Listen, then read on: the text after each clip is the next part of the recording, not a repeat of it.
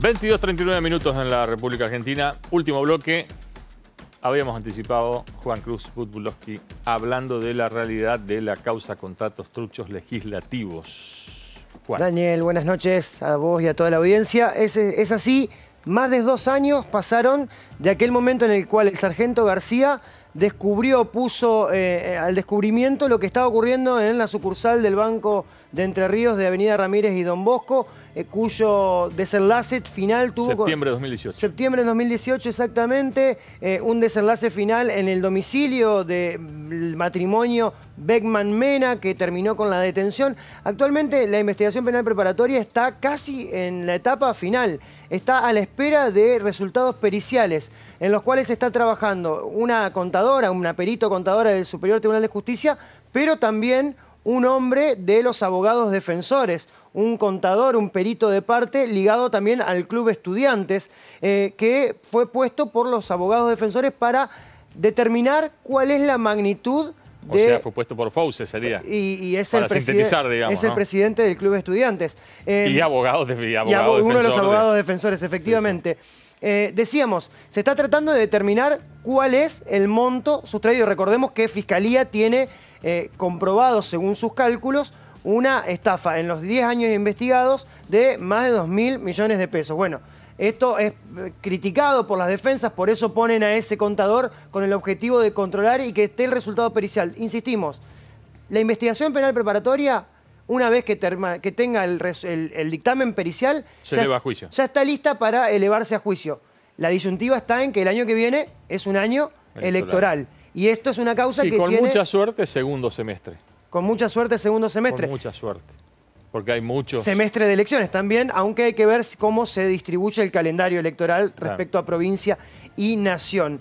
Pero bueno, decíamos, la Fiscalía está avanzó lo suficiente como para que una vez que esté la pericia vaya a juicio oral. Está la disyuntiva de qué ocurrirá en el caso de que al tratarse un año electoral puede haber alguna vinculación política, alguna presión política para que no ocurra. Y pasar al 2022. Y ahí estamos hablando ya de una demora considerable de 4 años, ¿no? A partir de que empieza el hecho. Y si empezamos a analizar desde el momento que se empezó a investigar el plazo 2008, 2018... O sea, está claro de que los abogados defensores, o buena parte de los abogados defensores, están haciendo lo imposible para que esto siga para adelante, se dilate más, se dilate más, se dilate más. Digamos. Como siempre, haciéndose valer de las herramientas legales que tienen un fin, bueno, también es servil a los fines que tiene la defensa o alguna de las defensas, sobre todo las que tienen las defensas articuladas, que esto es una particularidad de este y otros juicios vinculados a dirigentes políticos. Hay un sector de las defensas que se articulan detrás de un mismo grupo de abogados. Nosotros hablamos con uno de los abogados defensores de la causa de los contratos truchos, principalmente el abogado Leopoldo Lambruschini, que es defensor de Orabona, uno de los imputados que van a juicio. No, de Orabona, No, que van a juicio solamente... De Guastavino, es abogado de Laurito. Bueno, cuando yo le pregunté esto a Lambruschini, él me dijo, de los imputados que van a juicio, solo de Orabona. Ajá. Esa fue la respuesta que me dio el abogado Leopoldo Lambruschini, entre otras que escuchamos a continuación aquí en Cuestión de Fondo. La causa está en la etapa de investigación penal preparatoria, o sea, en principio está en una etapa de recolección de pruebas. Pero de buena parte de tiempo hasta acá, digamos, desde fines del año pasado, o sea, se planteó una incidencia respecto de la determinación del monto presuntamente sustraído. Y en ese esquema el Ministerio Público Fiscal tenía un informe pericial confeccionado hacia adentro del Ministerio Público Fiscal y algunas defensas lo que planteaban es que debía hacerse formalmente una pericia contable. Esto generó, como decía, una incidencia que la resolvió la jueza de garantía interviniente disponiendo hacer esa pericia contable. Bueno, esa pericia contable se comenzó a ejecutar hacia fines del año pasado y continúa hoy con diversas prórrogas realizándose, todavía no se ha terminado. ¿Cómo abordan la defensa? Ustedes defienden a Orabona nada más que de los que van a juicio. ¿Están tranquilos con esa defensa? ¿Qué creen ustedes de su intervención en...? Bueno, a ver, acá... Primero, son varios imputados y por lo tanto, digamos, el grado de intervención que le asignan a unos y otros no es exactamente el mismo y por lo tanto, si bien hay puntos en que hay ciertas defensas que coinciden en determinados planteamientos, en otros no tanto. Particularmente en lo que hace a nuestro defendido, básicamente hay cuestiones que se plantearán en su momento, ¿no? Pero tienen que ver con su grado de intervención en los hechos y los fundamentos que hasta ahora ha esgrimido el Ministerio Público Fiscal para vincularlo a estos hechos que entiendo que pueden ser opinables. Y después también hay otras cuestiones de índole jurídica que tiene que ver con la subsunción legal de los hechos, que, como sabrás, está calificado o está subsumido en dos delitos diferentes. En uno creo que la hipótesis de subsunción que plantea el Ministerio Público Fiscal es razonable, que es el tema del delito de peculado. Pero esto de la asociación ilícita, bueno, yo entiendo que es opinable y que en su momento lo plantearemos. Son más difíciles, incluso las de probar las asociaciones ilícitas. Es complicado que la investigación logre dar con... Mira, a mí me parece que me parece un error identificar el tipo penal de asociación ilícita con la pluralidad de intervinientes en un ilícito. ¿Qué quiere decir esto? Quiere decir, mire, que intervengan muchas personas en un hecho delictivo, que además lo hagan, ¿cómo se llama?, coordinadamente, o sea, con distribución de roles y funciones, y que además lo hagan con una cierta estabilidad temporal, eso no necesariamente es asociación ilícita, porque la asociación ilícita tiene sus particularidades y básicamente lo que hace es que es un tipo penal que anticipa la criminalización, o sea, la configuración del delito a actos que son preparatorios, o sea, actos que no tienen que ver con la comisión estricta de un delito, en este caso del peculado. Y bueno, y para eso requiere una serie de requisitos que entiendo es bastante discutible que se encuentren en este caso. Hablábamos recién de la demora de la pericia. ¿Le parece razonable la demora que está teniendo? Mirá, a mí me parece que en principio esto obedece a dos cuestiones. Primero, que el volumen de información que tienen que procesar los contadores es voluminoso, valga la redundancia, es mucha la documentación que tienen que compulsar, por un lado. Y segundo, esto se ha visto obstaculizado por las restricciones propias que se han impuesto por la pandemia del COVID. Entonces creo que es una conjunción de ambas cosas. Hablábamos de que esta causa había tenido mucho revuelo en su momento. ¿Cree que ese tipo de situaciones favorecen una investigación, la perjudican? ¿Cómo analizan ustedes que se haya traducido todo en la opinión pública para la defensa? No, yo creo que esto corre por carriles independientes, digamos. Una cosa es lo que pasa en la opinión pública y otra cosa es lo que pasa en el ámbito del Poder Judicial, que se rige por sus propias reglas y que es algo que es una obviedad, pero digamos, la celeridad que se le requiere al Poder Judicial, en parte es un requisito medio de imposible cumplimiento en los términos que se requiere socialmente, porque abrir un juicio de valor por parte de un periodista en relación a cosas requiere determinados estándares que no son los mismos estándares que se requieren para una actuación judicial y sobre todo eventualmente para fundar una condena y poner en prisión a una persona. Entonces los estándares son diferentes y por lo tanto requieren de contralores, reaseguros, garantizar derechos de defensa del imputado, etcétera, etcétera, que hacen que los procesos no tengan la celeridad que en principio la opinión pública requiere. Hoy hubo novedades en la causa porque el abogado Iván Bernengo, defensor de Pérez y de Bilbao, había pedido que se levante el embargo que hay sobre estos imputados para que puedan realizar operaciones comerciales privadas. Bueno, esto fue rechazado por el tribunal, así que quedó todo de igual manera, los embargos quedaron vigentes. Es una causa que tiene 154 testimoniales que en total acumulan más de 228 horas en videos de esas testimoniales. Nosotros vamos a repasar unas placas con algunos detalles de las mismas que forman parte de este expediente, profuso expediente que investiga 10 años de irregularidades en contratos legislativos. La causa, como decíamos, tiene esa cantidad de horas. El 70% de los testimonios no reconoció sus firmas en facturas, contratos o cheques endosados. Se hablan de que Flavia Beckman era la encargada de falsificar las firmas cuando era necesario. Exponen a este grupo de personas de un mismo grupo familiar, de una misma familia, que se aprovechaban de necesidades. Hay personas que nunca fueron notificados de nada y hay otros que fueron engañados. Hubo contratados que hay muchos que no cumplieron nunca funciones en la legislatura y hay otros que además que no conocen la legislatura y que además fueron contratados para actividades privadas. Ahora vamos a ver más detalles. Algunos contratados venían de la política, eran entre comillas militantes y ellos se negaron, mostraron más reticencia en las testimoniales a informar, a acreditar cuáles eran las actividades que realizaban. Hubo personas que cobraron más de 4 millones repartidos en 200 cheques en pocos años. Avanzamos en las placas, por favor, le pido a la producción. Los acusados le decían, nosotros te damos esta ayuda social, vos firma acá y después te avisamos, bueno, lo que ven ahí, que pases a cobrar. También le decían que nunca le ocultaban que el monto total del contrato era de 30.000 pesos y que ellos cobraban 3.000, lógicamente. O 50.000, sí, estoy hablando de ejemplos al azar. Ocultaban los montos totales del contrato. Ocultaban el contrato en sí. Muchas veces le hacían firmar hojas en blanco que después se transformaban en contrato. O les tapaban, o se los tapaban. O le tapaban como hacían con los cheques. Había un montón de cheques arriba en el escritorio y ellos le tapaban, lo ponían al revés para que lo endosen y que no lo vean al monto total.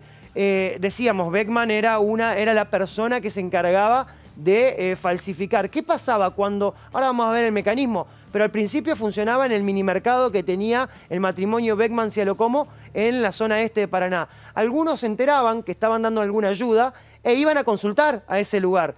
Y ahí le hacían llenar una especie de solicitud que se convertía en un contrato. Esas personas nunca se enteraban y a esas personas nunca les llegaba ni un peso de las contrataciones, salvo lo que sí les llegaba era la deuda de AFIP cuando le daban el alta el monotributo y se enteraban de que debían arriba de 40.000 pesos al órgano tributario por esta irregularidad del minimercado. El minimercado, decíamos que había contrataciones con sueldos públicos para empleos privados. Una empleada del minimercado de Beckman y Mena decía que tenía un contrato de 30.000 pesos, pero que Flavia le daba 3.000, hace 4 años que lo hacía y que había una señora que lo hacía de igual manera. Otra joven que ayudaba en panadería y que tenía a su padre remisero, también los dos contratados, 35.000 pesos, le pagaban 3.000. Contrataron a un carpintero para realizar trabajos privados para el matrimonio Beckman y Mena. Bueno, le pagaban entre 2016 y 2018 solo 2.000 pesos. Se lo pagaba la legislatura, obviamente. Se lo pagaba la legislatura, por supuesto. 30.000 pesos que iban de la legislatura. En realidad, Beckman y Mena repartían después eso en la organización delictiva y le daban solamente 2.000 pesos al carpintero. ¿Qué le decían ellos? Que era todo legal, que hacía mucho tiempo que venía pasando, que estaba mucha gente involucrada y que no iba a haber problema, que nunca iba a saltar todo como terminó saltando a partir de septiembre del 2018. No sé si tenemos más placas o podemos ya meternos con... sí, ahí tenemos. Al principio todo funcionaba el mecanismo. Y después se vinieron a Calle Alem, ¿no? A Calle Alem. ¿Por qué? ¿Qué pasaba? ¿Cómo funcionaba al principio? El contratado iba, retiraba el cheque, ¿sí? Y tenía que ir a cobrarlo y después llevarle el dinero a una plaza de estacionamiento de calle 25 de Mayo a Mena. ¿Qué pasó? Algunos se quedaban con el dinero que cobraban y no iban a rendirlo. Calle Alem. Exactamente. No, en Calle Alem es el comercio que alquilaron posteriormente, que taparon con papeles y que ahí detrás ya le hacían endosar el cheque para que lo pueda cobrar otro y le daban ahí mismo, le adelantaban el monto que les correspondía. Ese era el mecanismo que fue cambiando a medida que pasó el tiempo y a medida que se fue perfeccionando justamente la forma de delinquir. Avanzamos a la entrevista, ¿sí?, con Ricardo Antivero, uno de los contratados que habló en su momento en Cuestión de Fondo y que nos cuenta cómo vivió estos 2 años respecto a ser parte de la causa de los contratos truchos. Obviamente, él asegura no tener conocimiento de lo que estaba pasando. A medida que se fue dando cuenta, se presentó a la justicia y dijo lo siguiente, algo similar a lo que nos dijo ahora en la entrevista Cuestión de Fondo. Cuando ve que la situación sí está como medio estancada, ¿qué sensaciones le quedan? Es una impotencia tremenda porque la verdad que se cometió mucha injusticia y ver que ha pasado tanto tiempo de todo esto y al haber tantas pruebas, tantos testimonios y que no se haya llegado a nada, la verdad que me causa una sensación de impotencia. Es como que si la justicia no funcionara para algún lado. ¿Pero en qué cambió su vida a partir de que formó parte de los contratos y la causa cuando tomó relevancia la causa de los contratos? La verdad que primero fue como un engaño todo esto, lo tomé, después cuando tomé conciencia me di cuenta de la realidad, vi que se aprovechaban de nosotros, y bueno, con el tiempo me fui dando cuenta que se aprovechaban de la necesidad de todos nosotros. En el primer tiempo nos daban unos cheques, nos esperaban ahí en un estacionamiento de calle 25 de Mayo y 9 de Julio, nos daban el cheque, nosotros veníamos al Verso, nos decían por las cajas que teníamos que pasar, cobrábamos el importe de 5.000 pesos y volvíamos y le entregábamos la plata al señor Mena y estaba la señora. Y ellos nos daban 400 pesos a cambio de eso y nos pagaban el monotributo. ¿Cómo llega a esta situación? ¿A quién conocía? Esto fue todo de boca en boca. Fue por un amigo que me preguntó si estaría dispuesto a recibir un plan, una cosa así. Y me explicó más o menos cómo era la situación y que me pagaban el monotributo. Y yo, bueno, como tenía una gran necesidad en ese momento, accedí. ¿Y conoció a cuál de todos los integrantes de los acusados sería? A mí, por ejemplo, yo traté con Mena y la señora. ¿Solamente con Mena y con la señora? Sí. ¿Ninguno de los abogados, ningún abogado en general lo contactó por el tema de la causa? No, para nada. ¿En ningún momento? Hasta el día de hoy jamás me contactaron. ¿Y ninguna persona que no sea abogada lo contactó para cualquier cuestión? Solamente eso, digamos. Para nada. ¿Y qué piensa usted, qué desea usted que pase con esto? Que se haga justicia. Que se haga justicia, porque yo accedí a hacer esta denuncia en su momento justamente por eso. Porque vi que estaba realmente mal esto y bueno, es parte de lo que necesitamos para que nuestro país cambie. Eso es lo que yo siento, por eso accedí a hacer eso.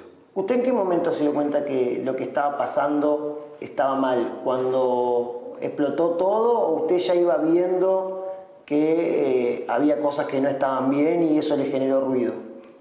No, eso nos dimos cuenta a los meses nomás ya.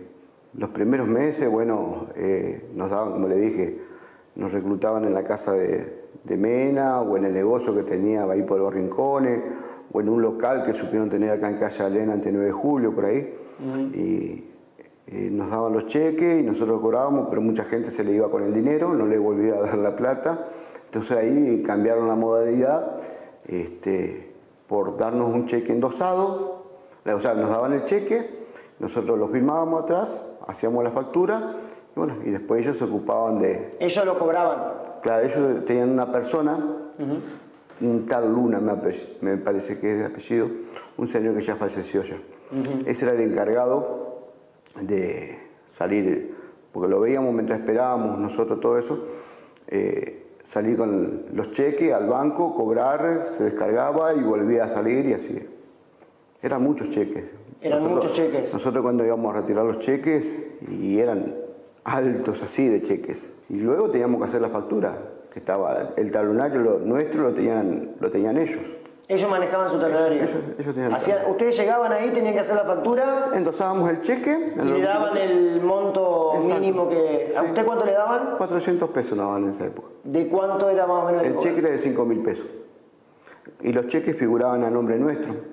venían firmados por el vicegobernador, siempre en todos los casos, en las dos gestiones me acuerdo. La primera gestión venía firmado por el vicegobernador Laurito y la segunda gestión por el vicegobernador Cáceres. Siempre o la Cámara de Senadores era o la Cámara de Diputados. ¿Usted recuerda haber firmado los contratos? Sí. Nos hicieron firmar unos contratos de muchas hojas, pero nunca nos dieron nada. ¿No lo dejaban leerlo? No, para nada. Antivero fue amenazado posterior a las declaraciones que había dado en cuestión de fondo en 2018.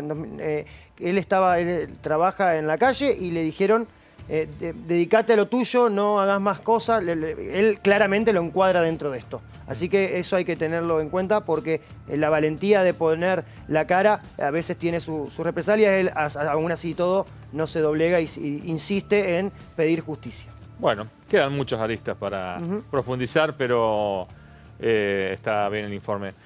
Señor Garro, ¿nos cierra el programa con esta gente que se está reuniendo? A ver. Sí, cerró. Antes de cerrar, Franco Ferrari de la Secretaría General de la Gobernación ya se comunicó con la gente del Prado y les transmitió tranquilidad que el gobierno provincial va a estar colaborando para que no se cierre el lugar, así que vale la pena destacar eso. ¿A partir de lo que usted puso al aire?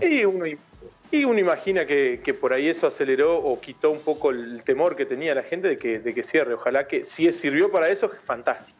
Bueno. ¿Sabe que hay dirigentes de Gualeguaychú que en los últimos días han recibido llamados? Dijeron, che, esta semana, ¿por qué no te venís a Paraná? Estamos haciendo pequeñas reuniones. ¿Cómo pequeñas reuniones? Le dice este dirigente que no está ni cercano ni alejado al gobierno provincial. Después lo mismo pasó con otro dirigente de acá de la región, cerquita de ahí de Concepción del Uruguay. Dice, che, la misma persona. ¿Quién es esta persona? Un conocido suyo, Daniel Rossi, el intendente de Santa Elena, del departamento de La Paz. Estamos juntándonos. A eso se sumaron no estuvo Bordé en Santa Elena hace 15 días, inaugurando, no sé qué cosa. Bueno, yo le estoy diciendo lo que pasó hace algunas horas. Después se sumaron los Garcilaso de Victoria, y tanto Rubén como César. Estamos armando, el discurso es esto, estamos armando un antibordetismo, nos sentimos afuera de la gestión, no nos miman tanto, no nos sentimos como queremos dentro del bordetismo. Hay diferencias con algunos referentes cercanos al gobernador. Dice, el 21 es el paso inicial. Vamos a hacer, y acá quiero aclarar, del otro lado lo niegan, vamos a hacer la pata peronista de la candidatura de Frigerio en el 2021 y pensando en un proyecto hacia el 2023. Del otro lado lo niegan. Hubo reuniones con dirigentes de Gualeguaychú, con actuales legisladores que entiendo que una de las personas con cuales se contactaron, si yo no quiero expresar nombres porque me parece que no corresponde, sí se está buscando un antibordetismo. El inicio de la conversación es y anotalo bien porque se repitió al menos en las 3 fuentes que citamos nosotros. Hoy el peronismo está 10 puntos abajo del candidato opositor. Tenemos que hacer algo. Esa es la frase con que se inicia a convocar el antibordetismo. El intendente Daniel Rossi, los Garcilaso de Victoria, anda por ahí Valer de Concordia, están buscando dirigentes que están un poco relegados del peronismo, tratando de buscar esta unión de cara al 2021, ser una alternativa, pero lo curioso es eso, el inicio de la charla es, hoy el peronismo está 10 puntos abajo del candidato opositor, tenemos que hacer algo, y a partir de ahí comienzan las charlas para convocar a esta reunión. En medio, entre el inicio del programa y lo que va ahora, se comunicaron algunas fuentes cercanas, o algunas fuentes más cercanas al bordetismo, dice, si son esos los referentes, quien imaginamos, y se quieren ir, las puertas están abiertas. Algunos dicen, es lo mejor que le puede pasar hoy en día al bordetismo. Lo cierto es que el camino de cara al 2021 y al 2023 está en un momento muy intenso y todos, aunque todos lo niegan, todos están hablando del 21 y del 23 sobre todo. Bien, Garro. Gracias. ¿Nos vamos? Nos vamos hasta la semana que viene, la semana que viene, anteúltimo programa del año. Vamos a estar ya con todo el equipo. Y después tenemos el programa del 30 de diciembre. Así que vaya preparándose, Garro. Nos reencontramos el miércoles que viene. Gracias y hasta entonces.